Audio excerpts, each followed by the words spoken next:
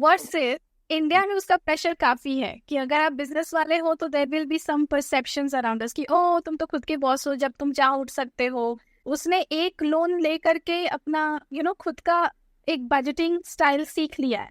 हाँ तो वो काफी हद तक कहते हैं ना मेच्योर है, फाइनेंशियली मेच्योर है। हाँ तो बिजनेस को ना एक एटीट्यूड ऐसा होना चाहिए कि देयर इज अ कंपनी और मैं उसका एम्प्लॉय हूँ, तो एज एन एम्प्लॉय मुझे उसके लिए काम करना होता है। कई बार खुद के बॉस से चक्के चक्कर में हम खुद ही काम नहीं करते।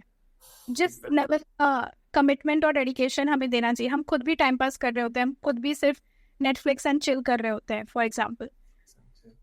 हेलो फ्रेंड्स, आज हमारे साथ हैं डॉक्टर अनामिका चौहान, जो कि एक ट्रेनर हैं, कोच हैं, और इन्होंने काफ़ी सारे 2.3 लाख से ज़्यादा लोगों को कोच किया है इन मल्टीपल स्ट्रीम्स में, आप कह सकते हो, बिजनेस कोचिंग और भी बहुत सारी चीज़ें हैं। और she is the founder of magnificent you. तो आज इस वीडियो में हम काफ़ी कुछ इनसे जानेंगे, समझेंगे कि हाउ एक बिजनेस ओनर की लाइफ में कैसे चेंजेस ला सकते हैं, या फिर आप जो भी करंट स्टेट पे हैं, आप कैसे अपनी करंट स्टेट से अपनी लाइफ को और इम्प्रूव कर सकते हैं। थोड़ा सा मैं आपकी जर्नी के बारे में भी जानेंगे, काफ़ी कुछ इंटरेस्टिंग है। इंडिया और बाली में मैम स्विच करती रहती हैं, she likes Bali so much.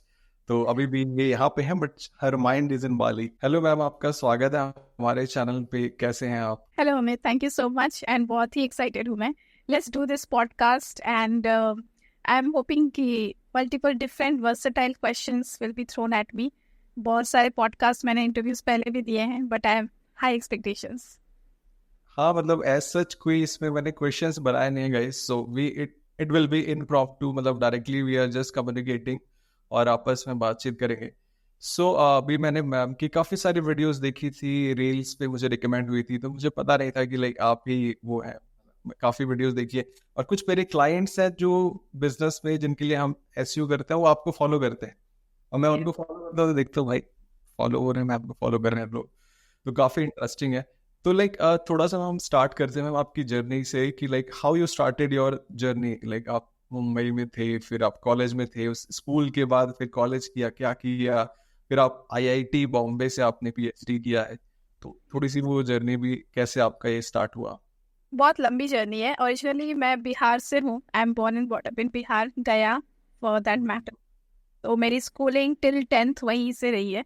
And then for my 11th-12th I came to Delhi Mount Carmel School. तो वहाँ से फिर मैंने मेरा 11th-12th फिनिश किया। I didn't get good results, so I went back to Bihar and I did my English honours from IGNOU. तो it was more of like correspondence degree. And parallelly फिर मैंने MBA entrance exam like CAT, MAT, SNAP and all that I started preparing. तो उसमें मेरा math में अच्छा निकल गया score, which is very common for many people. तो मैथ निकल जाता था, मेरा भी 91 निकल गया उसमें आराम से। फिर आई did my MBA from Modi university Jaipur, इस पर्टिकुलरली इन सीकर एक्चुअली।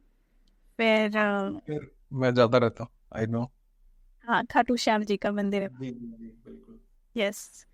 तो वहाँ से मैंने MBA किया and post MBA I got a job in Delhi again, so Nehru place intercontinental जो की बिल्डिंग है, there I had this office. It was more of like a paralegal firm where I was working.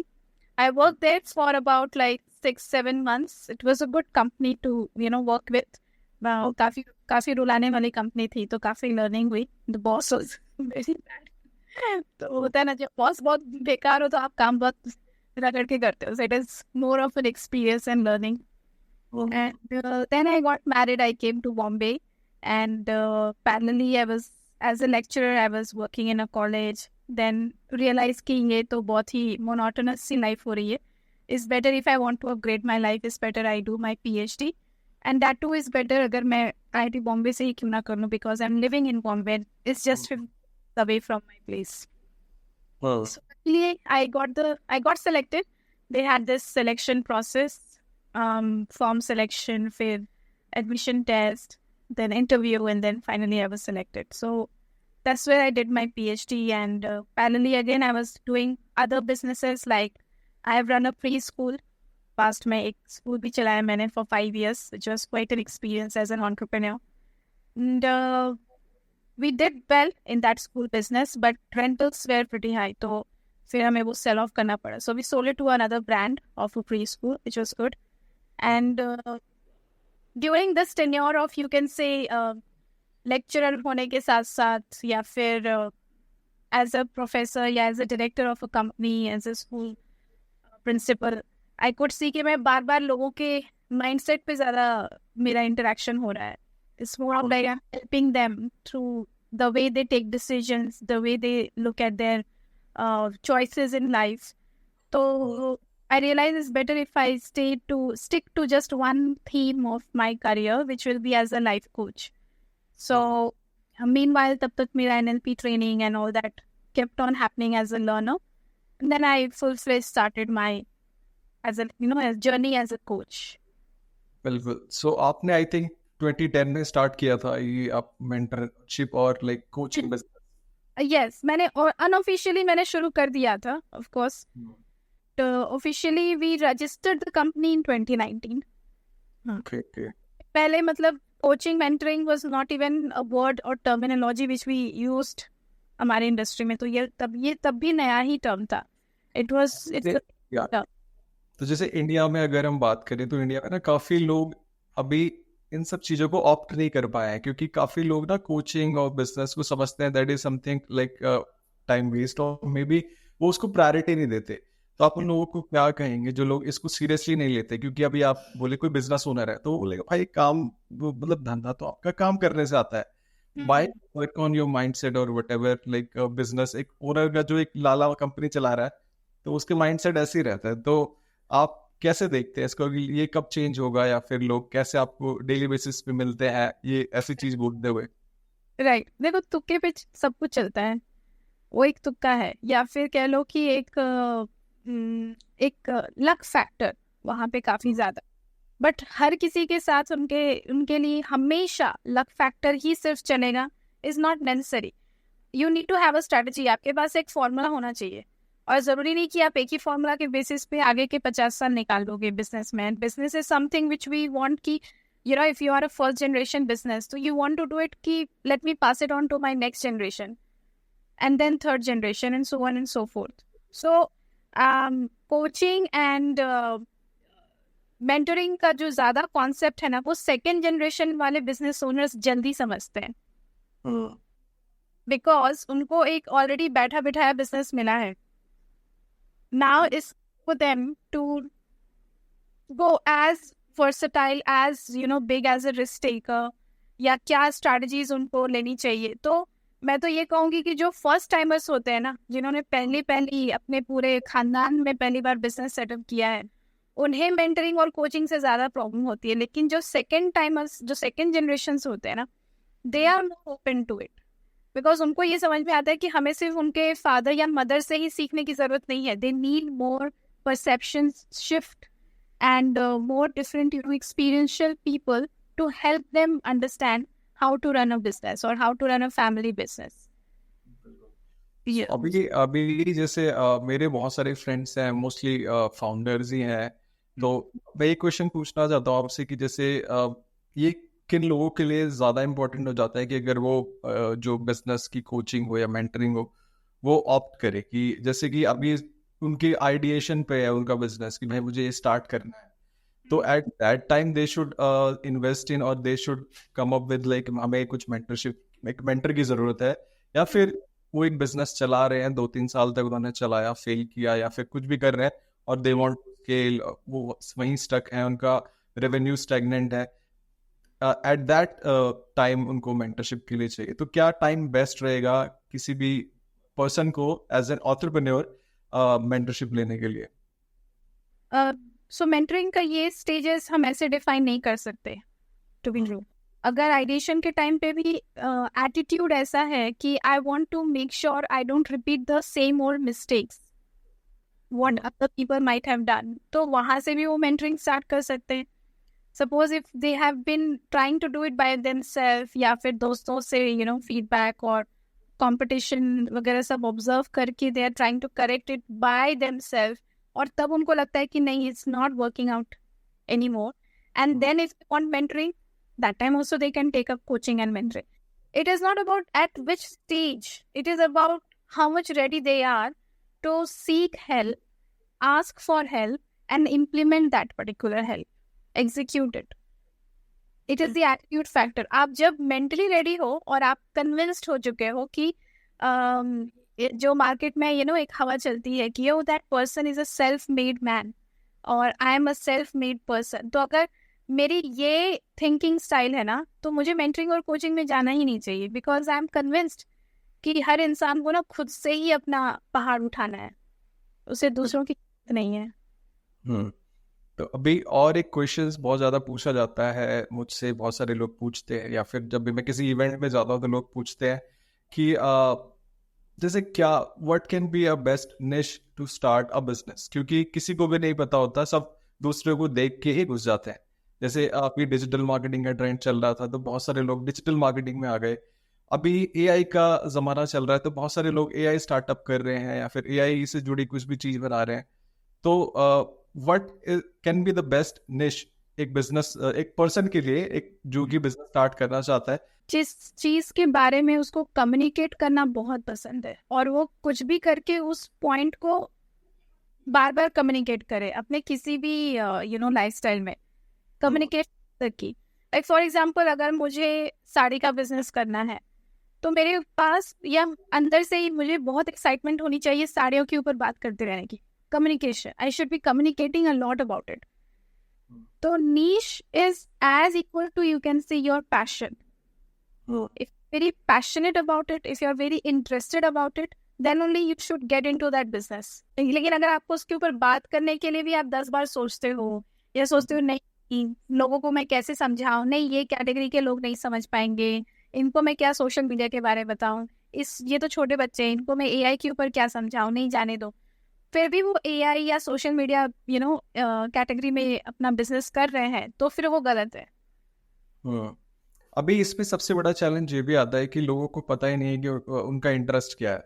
Like so is there anything और any advice और tip that you follow, और आप जिनको लोगों को बताते हो कि कैसे they can find their interest so that they can pursue their career in that area और that niche only? I will say, how will I know interested in something?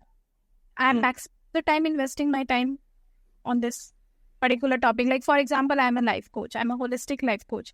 But इसका मतलब ये नहीं है कि फिर मैं जाके AI के ऊपर भी रीड ना करूं, बट मैं उसमें रिसर्च नहीं करूंगी। मेरा रिसर्च हमेशा लाइफ कोचिंग से रिलेवेंट जो टॉपिक्स हैं, spirituality, relationship, personality type, style of talking, communicating, decision making, मैं उसी कैटेगरी में मैं ज्यादा स्टडी करूंगी। मुझे वो नेचुरल कॉलिंग रहेगी, it will be like more of like a passion. अगर मैं मूवीज भी देख रही हूँ, so I am not going to watch something which is not anywhere connected around how to live a life. Wow. You getting? तो उस तरीके से पता चलता है कि हाँ मेरा इसमें रियलिस्टिक इंटरेस्ट है या नेचुरल इंटरेस्ट है। काफी लोग जो ये वीडियो देख रहे हैं तो उनके मन में भी ये सवाल आता है कि लाइक आपने अगर जैसे स्टार्ट किया, the guys who know you, है ना, आपको देखते हैं, रील्स देखते हैं, तो आपने बिजनेस कोचिंग और स्पिरिचुअलिटी इसी निश को क्यों चूज किया? जैसे आपने बताया कि आप इंटरेस्टेड थे इस सब से रिलेटेड बात करने में, बट आपको कैसे ये समझ में आया कि that can become a business for you? Like magnificent you करके जो आपका ब्रांड है, तो वो कैसे, और इसका नाम आपने जो रखा वो ये क्यों रखा? So I am a very go-getter. My personality type is also type 1, more of like a person who likes to initiate things, takes responsibility and tries to lead from front. Okay, in short. तो मैं उन्हीं लोगों से ज़्यादा connect कर सकती हूँ जो मेरे थिंकिंग के अकॉर्डिंगली ज़्यादा चलते हैं उनकी लाइफ में। ज़रूरी नहीं कि वो मुझे आके भी सपोर्ट करें या फिर बोले कि अरे वाह तुम्हारा काम कितना अच्छा है, they're always validating me. No, मुझे वैलिडेशन की ज़रूरत ही नहीं है। अगर मैं क्लियर हूँ कि मुझे करना है तो फिर मैं करूँगी, no matter what. Okay, that is my style of looking at things. Now coming to the areas of life, if I want to have this kind of liberty while working in a job, can I? No, I won't be having this much of authority कि मैं जो चाहूँ freedom वो मैं कर सकती हूँ, वो नहीं मिलेगा मुझे। Second, if I want to go for any kind of job which is like UPSC crack करके या फिर एज अ मेडिकल साइंस में डॉक्टर या as a engineer, will I again have this kind of freedom? No. So if I want to be in a space where I'm fully dedicated to my work, able to deliver with all my passion and result oriented job है मेरा, तो वो मेरे फिर business oriented ही जा रहा है. Now as a life coach जिसने ज्यादा टाइम बिजनेस में इन्वेस्ट किया है as compare to working under someone, it becomes fully relevant that yes I should be getting into business coaching, क्योंकि मेरा एक्सपीरियंस वहाँ ज्यादा है और मेरी सोच भी एज अ बिजनेस ओनर ज्यादा है. I consider myself as a business owner, not as a person who once upon a time was in corporate. वो तो मेरा बहुत ही शॉर्ट स्टिंट था. Now, coming to the spiritual angle, unless and until I am not conscious enough कि मैं क्या करना चाहती हूँ और क्यों करना चाहती हूँ, मेरा मतलब कहते हैं ना एक डिसीजन टेकिंग इन्फ्लुएंस है अगर लोगों से, तो मैं स्पिरिचुअल नहीं हूँ. इट डजंट मीन कि इट्स माई वे और दी हाईवे, बट मेरे अंदर खुद का भी तो एक कन्विक्शन होना चाहिए ना. तो वो कन्विक्शन कहाँ से बिल्टअप हो रहा है, वो समझदारी कहाँ से आ रही है? Definitely there is some higher energy which is guiding me, leading me or correcting me, right? तो जब वो higher energy मुझे connect कर रही है या lead कर रही है और वो available है, तो I should rather do it spiritually rather than going by a philosophical book. बिल्कुल. तो अभी जैसे और प्रॉब्लम्स लोग फेस करते हैं, जैसे अगर हम बिजनेस की ही बात करें तो बहुत सारे ऐसे लोग हैं, मेरे फ्रेंड्स ही काफ़ी हैं, जो मुझको बताते हैं कि लास्ट 4-5 साल से their revenue is like stagnant. अगर वो 5 लाख महीना कमा रहा है तो 5 ही लाख कमा रहा है. जो बंदा उससे 5 साल पहले मिला वो बोला मैं 10 लाख कमा रहा हूँ, तो 10 लाख ही कमा रहा है, ना नीचे गिरा ना ऊपर बढ़ा. तो what can be the reason कि वो एक स्टैग्नेंट है, ना वो ऊपर बढ़ रहे हैं? क्योंकि सबकी चाह तो रहती है कि भाई हमें ऊपर बढ़ना है. जो 50,000 कमा रहा है 50,000 ही कमा रहा है. तो देयर आर नंबर काफी कम है जो लोग काफी अच्छा कर रहे हैं, जो ईयर ऑन ईयर मल्टीप्लाई करते हैं रेवेन्यू को. तो what can be a reason as for entrepreneurs कि वो अपना रेवेन्यू स्टैग्नेंट ही जा रहा है उनका? तो ये क्या रीजन हो सकता है आपके एक्सपीरियंस से? It is more of a prosperous energy and prosperous mindset. So जरूरी नहीं है कि हम हमेशा, जैसे you ask me कि why am I going back to Bali again and again? Bali is very prosperous energy wise, क्योंकि वहाँ के लोग ना कभी भी अपने आप को मेलोड्रामा में नहीं डालते. फॉर द सिंपल रीजन वहाँ बॉलीवुड या मूवी कल्चर है ही नहीं. अच्छा. तो वहाँ पे कुछ भी ना एक आइडियल स्क्रिप्टेड लाइफस्टाइल कोई नहीं जी रहा है. सब लोग वही कर रहे हैं फुल ऑनेस्टी एंड क्लैरिटी के साथ कि उनको ये काम करना पसंद है इसलिए वो कर रहे हैं. किसी को इम्प्रेस या इन्फ्लुएंस या किसी के प्रेशर में आके अपनी लाइफ नहीं जीते. तो ये प्रॉस्परस एनर्जी या प्रॉस्परस लाइफस्टाइल जीने का तरीका है. उसके लिए आपको बैंक अकाउंट देखने की जरूरत नहीं है. एंड वहाँ के लोग इतने हम्बल और ग्राउंडेड है, इतने सिंपल है, आप बोल नहीं सकते कि इनके पास कितना पैसा होगा. There is no flashiness happening, there is no show off which is happening. Words से इंडिया में उसका प्रेशर काफी है कि अगर आप बिजनेस वाले हो तो there will be some perceptions around us कि ओ तुम तो खुद के बॉस हो, जब तुम चाहो उठ सकते हो, जब तुम वो वैसे होता नहीं. हम 24/7 अपने बिजनेस के बारे में ही सोच रहे होते हैं. Business people are more hard working and more I would say burned out as compare to people who go for a job, क्योंकि उनको पता है कि एक फिक्स डेट पे फिक्स इनकम आने वाली है. वो बिजनेस में होता ही नहीं. हमें पता ही नहीं कल दुकान खोलेंगे नहीं तो पैसा नहीं आएगा. हाँ, मैं वही नेक्स्ट मेरा जो आपसे पूछना था वो यही रहने वाला था कि लाइक अभी हम सब जैसे बात करें तो we are doing multiple things, और आप भी काफी कुछ कर रहे हैं, मेरे फ्रेंड्स लोग भी काफी कुछ कर रहे हैं, मेरे जो वीडियोस देखते हैं वो लोग भी काफी कुछ कर रहे हैं. बहुत सारे बिजनेसेस उन्होंने ट्राई किए, फेल किए. अब एक कॉमन चीज, कॉमन प्रॉब्लम और मैं चाह रहा था आपसे पूछना कि जैसे लोग ना मल्टीपल बिजनेसेस में स्विच करते रहते हैं. जैसे आज मैंने सपोज एक SEO की एजेंसी स्टार्ट कर ली. नेक्स्ट मैं किसी फ्रेंड से मिला, उसने बोला कि भाई अभी ना बहुत अच्छा चल रहा है, मतलब न्यूज़ की वेबसाइट बना लो. तो मैंने न्यूज़ की वेबसाइट बना ली. मतलब मैं अपनी भी बता रहा हूँ और लोगों की कहानी भी बता रहा हूँ. तो ऐसे मल्टीपल बिजनेसेस हम स्विच करते रहते हैं. 4 महीने किया, 6 महीने किया, 1 साल गया, रेवेन्यू नहीं बना, बंद कर दिया, छोड़ दिया. फिर नया बिजनेस, फिर नया बिजनेस. जो चल रहा है वो एक तो बिजनेसेस चल रहे हैं. तो ये क्यों होता है, मतलब मल्टीपल स्विचेस क्यों होते रहते हैं, और इससे कैसे मतलब हम अपने फिक्स कर सकते हैं इस चीज को? One reason is greed. Simple पहला प्लेन एग्जांपल वही है कि हमें ग्रीड बहुत ज़्यादा है, लालच है कि अरे मैं जब इतना कर रहा हूँ तो अगर मैं कुछ और करूँगा या करूँगी तो मुझे कितना और फायदा होगा।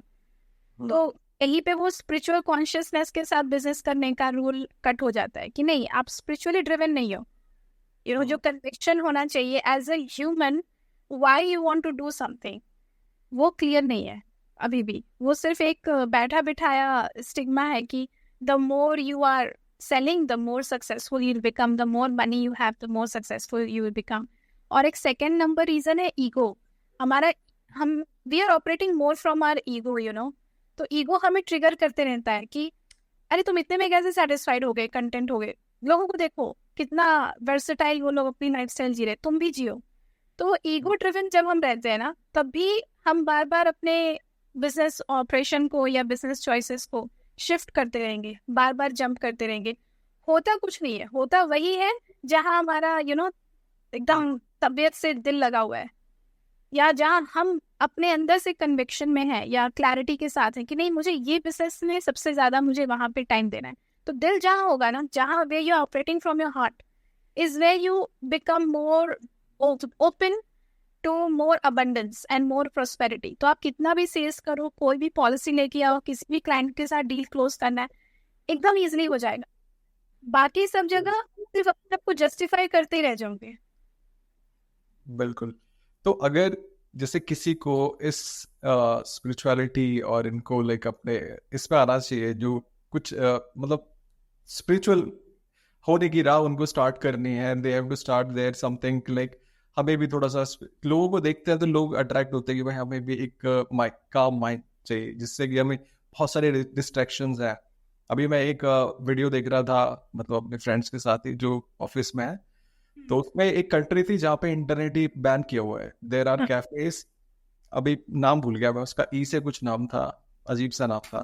तो वहाँ पे इंटरनेट है ही नहीं, मतलब वो पिछड़ा देश है, बट लोग वही अभी पुराने 1980s वाले साइकिल चला रहे हैं, दे वर प्लेइंग कार्ड्स, क्योंकि कुछ है ही नहीं, इंटरनेट बैन किया हुआ है गवर्नमेंट ने।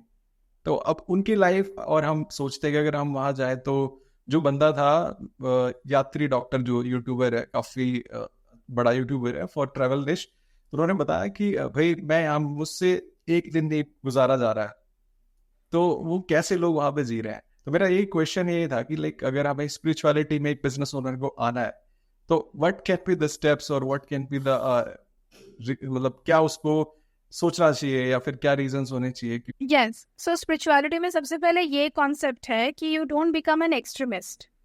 तो people often say कि oh, I've become spiritual, I've stopped eating non-vegetarian. That is not the way.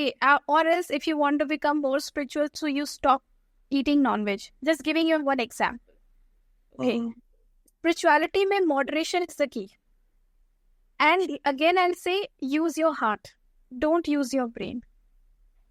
Spirituality में के थ्रू जब आप अपने lifestyle को जी रहे हो ना, do not do something because it is right or wrong. Do it because you feel this is right, or don't do it because you don't feel this is right. अभी आज का एक छोटी सी स्टोरी है, लाइक हमारे ना थोड़ा सा जैसे बारिश यहाँ पे हो रही है तो कॉकरोचेस हो गया थोड़े बहुत। तो हाँ, आज सुबह मेरी वाइफ ने बोला ये लो स्प्रे और कॉकरोचेस को जहाँ जहाँ कोरे कोरे में मार दो। तो मैं ऐसा फील कर रहा था, मैंने एक दिन पहले बोला अपने मन में कि भाई जितने भी कॉकरोचेस हैं आप चले जाओ भाई, मुझे मारना नहीं पसंद है, I don't like killing, right. सो उसमें मैंने फिर आज स्प्रे किया तो मुझे लगा कि कम कॉकरोचेस थे, बट बहुत सारे कॉकरोचेस थे। तो मैं क्यों गिल्टी फील हुआ यार, मैं नहाते हुए सोच रहा हूँ कि भाई यार मैंने इतने सारे कॉकरोचेस को मार दिया, मैंने जीव हत्या की आज। तो I was not feeling good about that. तो क्या I am moving through a spiritual journey और something like that? It could be the start of your empathy being improving. आप empathize ज़्यादा कर रहे हो, sympathize नहीं कर रहे, okay? तो empathize में क्या होता है ना कि हम like सबको एक नज़र से देखना शुरू कर देते हैं। तो हमें लगता है कि अरे जब तक वो मुझे आके नहीं हर्ट कर रहा है, मैं क्यों उसको जाके उसकी बॉडी पे हमला करूं। But here at the same time we have to also use our brain and intelligence. कि उसके वो जरूरी नहीं कि मैं तब तक वेट करूं जब तक वो मेरी बॉडी पे आके हमला करे। हो सकता है उसके होने से ही, मतलब कॉकरोच के कमरे में होने से ही मुझे काफी सारे प्रॉब्लम्स हो सकते हैं, which is of course quite easy to understand. बिल्कुल। सो अभी हम थोड़े से कुछ आपसे पूछते हैं लाइक रिलेशनशिप के बारे में। आप रिलेशनशिप के ऊपर भी काफी मेंटर लोगों को करते हैं, तो what are the major common problems आपने एक्सपीरियंस किया है कि लोगों की होती हैं in relation? Marriage is always a common problem. जो भी प्रॉब्लम्स है मैरिज के अराउंड ही है। Mother in law, father in law, sister in law, brother in law, सब मैरिज के अराउंड। बहुत फिर बाद में फिर बच्चे भी इन्वॉल्व हो जाते हैं, but marriage is the main trouble maker in our society. तो क्या ये एक लेजिट सोच है लोगों की कि मतलब marriages is are the problem, और इसका क्या सोल्यूशन क्या है? लाइक एक आप वन गो में क्या बोलेंगे, 2-3 टिप्स की how they can do it really very well, marriages सही चले और रिलेशनशिप में इशू ना आए, स्पेशली बिजनेसमैन के पॉइंट ऑफ व्यू से? जल्दी मैरिज मत करो पहले तो, डू इट आफ्टर लाइक 30, 32, 35, उसके बाद ही बोथ। इंडिया में घर वाले 20-22 के हुए नहीं तो दे स्टार्ट कॉलिंग यू, शादी कर लो, शादी कर लो। I think we need to delay that process to a great extent. Delay जितना होगा ना, the person will realize, क्योंकि वो तब तक देखिए अकेले अपनी एक लाइफ जी रहा है या जी रही है, तो उसके खुद के काफी सारे कन्विक्शंस फॉर्म हो जाएंगे तब तक। काफी कुछ हो सकता है, एक्सपीरियंसेस भी हो जाएंगे with by dating other people or going through a heartbreak or something like that. उसके बाद भी अगर उसको लगता है कि I need a partner for a full time, तो वो बहुत ही क्लियर सोच होगी। Will be a very clear खुद की सोच होगी, rather than getting influenced or coming under the pressure of family members and parents and trying to fulfill their expectations. वो उसकी खुद की एक डिजायर होगी उस इंसान की कि हाँ मुझे एक पार्टनर चाहिए। तो वो जो वेवलेंथ, जब वाइब्रेशन मैच करेगा ना with the other person also who is equally vocal about this फंडा कि हाँ भाई शादी देर से ही करनी चाहिए, बिकॉज क्या होगा ना, तब तक मैरिजेस में इश्यूज फाइनेंस की वजह से सबसे ज्यादा होते हैं। Finance are real trouble maker, real reasons also, या सो वो ईगो पे सबसे ज्यादा काम करता है। तो bye the time a person is 32 to 35, उसने एक लोन ले करके अपना खुद का एक बजटिंग स्टाइल सीख लिया है, तो वो काफी हद तक कहते हैं ना मेच्योर है, फाइनेंशियली मेच्योर है। लेकिन हम क्या करते हैं, हम शादी जल्दी कर लेते हैं, फिर उसके बाद घर का प्रेशर जल्दी आता है, फिर हम कर्जे में डूब जाते हैं, एंड देन वी रियलाइज, अभी जैसे by the time people start crossing 35, they start realising कि फ्लैशी लाइफ की जरूरत नहीं है, कितने सारे कपड़ों की जरूरत नहीं है, वॉचेस की जरूरत नहीं है। It becomes a very tone down life. तो वो टोन डाउन लाइफस्टाइल में एक पार्टनर होना एक सच्चे पार्टनरशिप की निशानी है। हाँ बिल्कुल। तो अभी अब थोड़ा सा डिस्कशन करते हैं, लाइक अगर एक बिजनेस मैन, जैसे वीडियो हमारी एक एंटरप्रेन्योर और एक बिजनेस ओनर के लिए ही है, तो उसकी लाइफ में बहुत सारे चैलेंजेस आते हैं, बहुत सारी प्रॉब्लम्स आती हैं। तो जैसे आपने अभी डिस्कशन किया कि रिलेशनशिप, बिजनेस, शादी जल्दी ना करो, इट्स ओके, आपका सॉर्ट हो जाएगा। बट अभी उसको अगर ग्रोथ चाहिए अपने बिजनेस में, तो what can be the reasons जिसकी वजह से उसको ग्रोथ नहीं मिल रही है as per your experience? Multiple layers could be the reason. Astrology wise भी उनके प्लैनेट्स देखने पड़ेंगे। It could be a reason that their Saturn का पोजीशन कहाँ है, कौन सी दशा चल रही है, that is one layer. Another layer could be that that person doesn't have a hint or help to do a business according to their कुंडली। तो वो के एक्सपीरियंस में ही नहीं है, वो प्लैट्स में ही नहीं है, उसकी वजह से बिजनेस नहीं चल रहा। मान लो अगर ये हो गए, ओके, ये दोनों ठीक हो गए एंड कि हाँ ये दोनों सही है, दशा भी अच्छी है और कुंडली के हिसाब से भी उनको बिजनेस लाइन में ही जाना चाहिए, जॉब के लाइन में नहीं जाना चाहिए, ओके। तो then the third criteria is की then the person needs to heal their karmic debt. अब वो कार्मिक डेट का हीलिंग ये होता है कि आप अपने आसपास के लोगों के साथ, जो भी आपके रिलेशनशिप में है, उन सबके साथ पहले फॉरगिवनेस में अपनी एक माइंडसेट साइकोलॉजी रखो। ओके, क्योंकि हम कब तक गवर्नमेंट और गवर्नमेंट के टैक्स रेजिम को ही हम गाली देना कंटिन्यू रखेंगे? हाँ भाई, टैक्स वाला सीन चल रहा है, तो एग्जैक्टली वो कब तक सेव कर रहा है। एग्जैक्टली वो हमारे कंट्रोल में नहीं। It's a fact, it's also fact की वजह से हमारा सक्सेस डिस्टरप्ट होता है या बहुत ज़्यादा अफेक्ट होता है negatively, it is true, but कब तक it's not in our control. So it's better to find out the fourth part is find out a way or a medium कि now that I'm having a spiritual lifestyle, I don't hold grudges against people, my astrology is in support of me, in favor of me, so then possibly I am not delivering as much as I need to. तो business को ना एक attitude ऐसा होना चाहिए कि there is a company और मैं उसका एम्प्लॉय हूँ, तो एज एन एम्प्लॉय मुझे उसके लिए काम करना होता है. कई बार खुद के बॉस से चक्कर में हम खुद ही काम नहीं करते. जिस लेवल कमिटमेंट और डेडिकेशन हमें देना चाहिए, हम खुद भी टाइम पास कर रहे होते हैं, हम खुद भी सिर्फ नेटफ्लिक्स एंड चिल कर रहे होते हैं फॉर एग्जांपल. हाँ, मतलब आदमी अपने कंफर्ट जोन में चला जाता है, और ये भी काफी रीजन हो सकते हैं उसके सेटबैक्स के लिए. और बहुत ज्यादा प्रोक्रेस्टिनेशन बहुत ज्यादा हो रही है. We are not opening up the ways through which mentoring is there, coaching is there, जो हमें बार बार ट्रैक पे रखे. Who will make me realize कि why do I need money? Why do I want to earn money in the first place through my business? बिल्कुल. So अभी like आपने mention किया था मैनिफेस्टेशन एक वर्ड, तो अभी आप कितना बिलीव करते हैं या फिर मैनिफेस्टेशन को, और how this is helping you as an individual to grow in your life? Manifestation is like you can say it's our daily day-to-day practice. तो it is like a breath. हम continuously manifestation कर रहे हैं, continuously. Manifestation is simple. हम जो भी सोच रहे हैं उसका सच हो जाना, हम जो भी बोल रहे हैं उसका सच हो जाना, हम जो भी कर रहे हैं उसका रिजल्ट हमें मिल जाना. ना इसमें गेम चेंजर ये है कि जब मैं कुछ सोच रही हूँ वो कितना बायस्ड है, क्या वो ईगो ओरिएंटेड है या वो स्पिरिचुअली ओरिएंटेड है. कई बार हम बोलना चाहते हैं हाँ, लेकिन हमारे मन में होता है ना, तो फिर वो अलाइन नहीं हुआ, तो फिर वो मैनिफेस्ट नहीं करेगा. ओके. सो इसमें तो जैसे लोगों की लाइफ में तो बहुत प्रॉब्लम, बेचारे परेशान है, मतलब दे आर लाइक बस उनके मुंह से आ नहीं निकल रही, और उनको हम बोल देते हैं कि लाइक आपको ठीक है, you have to think positive, you have to be on the track. तो how come those guys can, मतलब वो कैसे ट्रैक पे रह सकते हैं? तो उनके लिए कुछ क्या टिप्स आपके रहेंगे? क्योंकि लाइफ में नीचे से आग लगी पड़ी है, और we have to say that कि भाई बी काम, चीजें सही होगी. नहीं, उनको बोलो सीधा, डोंट बी पॉजिटिव. अगर मन कर रहा है ग्लास उठा के फेंकने का फेंक दो, पत्थर उठा के मारने का मन कर रहा है मार दो.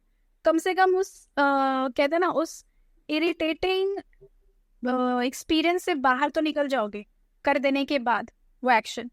तो मेरे पास when my clients come and they tell me कि things are not working out, तो मैं उनको सीधा बोलती हूँ कि तुम्हारा क्या करने का मन कर रहा है इस वक्त.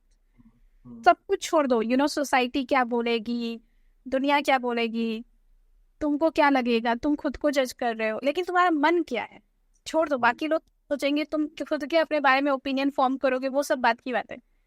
Gate real, get honest, get very authentic to yourself. तो उसमें से कई बार ऐसे आंसर आते हैं कि मेरा मन करे मैं सिर्फ सो जाऊं, या फिर मेरा मन करे मैं कहीं भाग जाऊं, मैं कहीं सोलो ट्रिप पे चला जाऊं. लेकिन भागने का मन होगा तो कहाँ भाग जाएगा? मैं यही जानना चाहता हूँ. हाँ, तो मैं तो बोलती तो ठीक है, भागने का मन कर रहा है, लेट्स प्लान इट. अब भागना है तो बताओ, अभी भागना है कि कल भागना है? Okay. एज अ कोच, तो I try to make them more clear and more aware, ताकि उनको ये समझ में आए कि भागने का जो सोच है ना, ये बहुत ही एक बबल के जैसा है. अभी टेम्परेचर आ रहा है, फिर वो चला जाएगा. तो उस भागने की सोच पे नहीं भाग रहे होते, वहां से वापस आ जाते हैं. कई बार हमसे भागने की सोच पे भागते रहते हैं, यार भाग, काश मैं यहाँ से भाग जाऊं, काश. लेकिन भागने का दिल नहीं है, इंटेंट नहीं है, डिजायर नहीं है, वो सिर्फ ईगो है जो मुझे बार बार वहां से भागने के लिए बोल रहा है. क्योंकि कहीं ना कहीं मेरे अंदर ना वो फायर है कि नहीं, मुझे ना ये प्रॉब्लम है, तो मुझे प्रॉब्लम से भागना नहीं, मुझे इसको सॉल्व करना है. द ओनली हैसल इज कि मैं जितना सॉल्व करने की कोशिश कर रहा हूँ वो मुझे और परेशान कर रहा है. So the idea is take a break, don't work. हाँ, तो अभी ज़्यादा समय नहीं लेंगे, काफ़ी लंबी हमारी वीडियो और पॉडकास्ट हो गया. हम एक दो और आपसे क्वेश्चंस करेंगे, then will wrap it up. तो अभी जैसे अब अगर हम आपके बारे में बात करें, तो how is your day in a life? आपका कैसे जाता है? मतलब आप अभी जैसे अभी ऑफिस जाते हैं, या फिर आप घर पे रहते हैं, या बाली में रहते हैं, कहाँ रहते हैं, लोगों को नहीं पता. तो जस्ट रिवील समथिंग कि कैसे आपका दिन जाता है, अगर आप मुंबई में हैं और आप बाली में हैं, दोनों? So I am not in a favor of traveling to my office. मुझे पसंद ही नहीं है, इसलिए मेरा तो ऑफिस मेरे घर के अंदर ही है. I find it very much like waste of time. तो चाहे मैं बाली में रहूँ या बॉम्बे में रहूँ या इवन हरिद्वार, जो मेरा एक और घर है हरिद्वार में, वहाँ पे खुद का कैबिन बना दिया है घर के अंदर. तो मुझे ट्रैवल फॉर वर्क का कॉन्सेप्ट समझ में ही नहीं आता है. वो पेट्रोल जला के उतना ट्रैफिक में जाना, डब्बा पैक करो, get ready for that. Mumbai में तो काफी ट्रैफिक भी रहता है, टाइम ज्यादा लग जाता है. Don't ask, been there done that. मेरा ऑफिस था वी वर्क में and I regretted it big time. So yeah, I don't like doing that. तो because I like having slow morning. I don't like कि मैं एकदम से 9 बजे मुझे काम शुरू करना है, unless and until मेरे सेशंस नहीं है. I am very slow morning concept. मैं आराम से उठूंगी, आराम से अपना काम करूंगी, which is more of like doing my spiritual practices like chanting mantra, doing my meditation, in अपने intent पे ज़्यादा काम करना, intent for the day. And that comes कि जहाँ फायर फाइटिंग, मतलब फायर लगी है वहाँ पे वो बुझा दे दिए.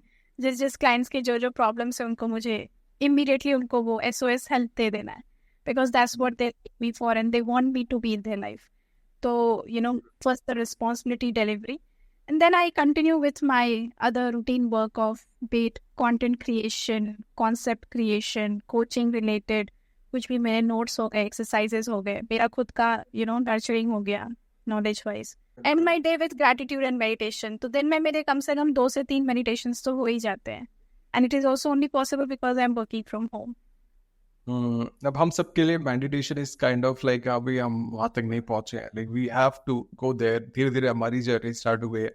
काफी फ्रेंड्स लोग हैं जो इस सब चीजों में मतलब they have entered and they are growing at phenomenal pace. काफी अच्छा उनके ग्रोथ रेट में अच्छा बेनिफिट मिल रहा है. तो अभी अगर हम एक लास्ट क्वेश्चन आपसे ये पूछना चाहते हैं, जैसे हम अभी मंत्रास की आपने बात की, तो क्या हम जो मंत्र बोलते हैं और उससे इफेक्ट पड़ता है, या फिर और जो हमें मंत्र बोलने चाहिए वो लाइक व्हाट आर द, मतलब पता नहीं, कुछ लोग बोलते हैं 3 बार बोलना चाहिए कोई मंत्र, 5 बार बोलना चाहिए, 11 बार बोलना चाहिए, या 108 बार बोलना चाहिए. तो इस पे थोड़ी सी आप रोशनी डाल दीजिए, क्योंकि मेरा क्वेश्चन है. राइट.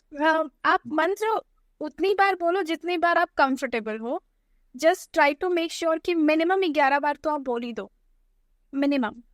बाकी उसके बाद आपको 21 करना है, 51 करना है, 108 करना है, ये आपके टाइम और आपकी कहते हैं ना कितना आपको ईज है उसके ऊपर डिपेंड करता है. आप कितना टाइम उसको दे सकते हो, because everything demands time also.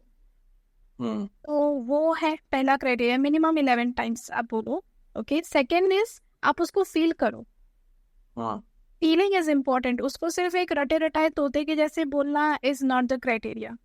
उसके अंदर हमारी एक अंधश्रद्धा होनी चाहिए, अंधविश्वास. सीधा ये मंत्र तो मेरे बेनिफिट के लिए मैं बोल रहा हूँ, या मेरे ऑरा क्लेंजिंग के लिए मैं बोल रहा हूँ, या मेरे भले के लिए बोल रहा हूँ, या फिर मुझे ऐसा इंसान बनाओ जिससे लोगों का भला हो, उसके लिए बोल रहा हूँ. So it is always for the good reason, for the greed, but for the good reason, to serve more people.